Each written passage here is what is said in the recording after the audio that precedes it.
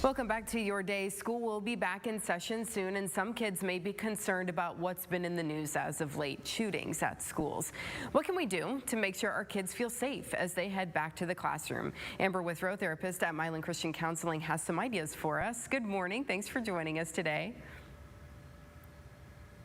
I'm doing great. It's crazy that school starts back in 1 month, that our summer is nearing an end, and that does give space for some more difficult issues like these, like school safety. And because I can't imagine being a kid these days.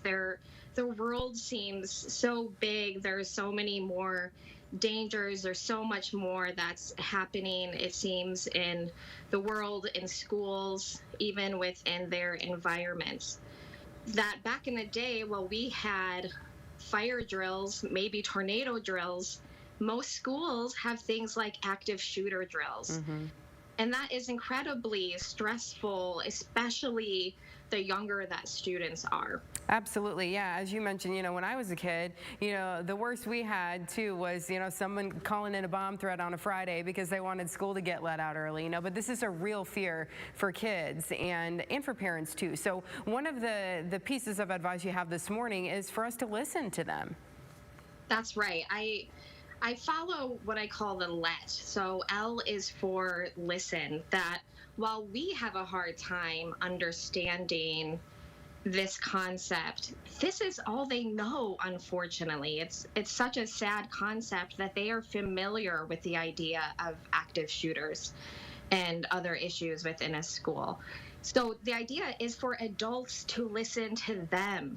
Let them educate on their awareness, what they understand, what they practice, what they already know about the risks and how to manage it if the risk became a reality.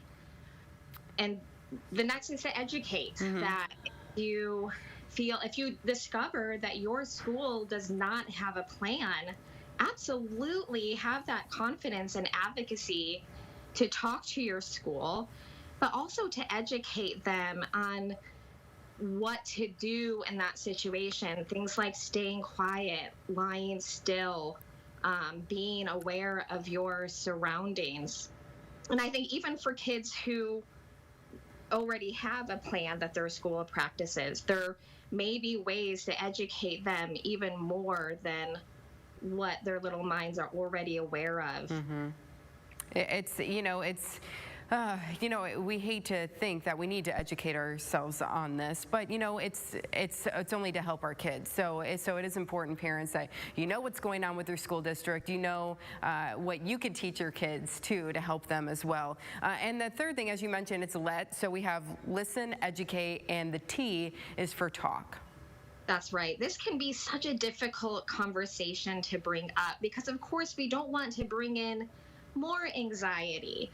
But the reality is this is something they are typically aware of. So making sure that we're consistently talking, that we're consistently assessing their safety within schools, because of course this isn't just about shooters. It's things like bomb threats. It's things even like bullying. It comes down to such a range of safety. And so while we want to avoid it, there's a danger in avoidance. So making sure that we continue those conversations with our children so we continue to assess on what they know and the different plans that they have, the different resources they have, but of course being able to know, how much are you thinking about this? What is your worry like? And of course, if you notice that your kids are experiencing high anxiety or even paranoia about these types of ideas, reaching out to resources like therapists to be able to also support the children. We also talk about speaking with them on an age-appropriate level as well. And so I think maybe some of our teenagers, they're pretty with it. We could talk to them pretty straightforward. But I think with the kids sometimes, how would you advise parents of maybe little kids, maybe kindergarten or elementary school age? What's a good way to approach it? That's a great question. I think there's ways to use illustrations too about word pictures can be very important about bringing in concepts about safety that they know, and about maybe even about how birds, stay aware of, and know when to swoop down, when to hide.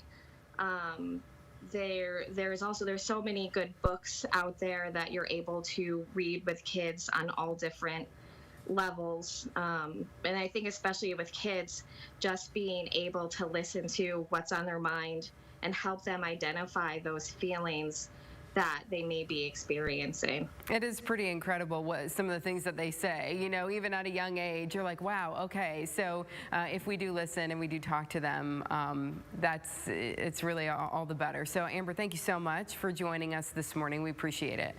Have a great day. Yeah, you too. Take care.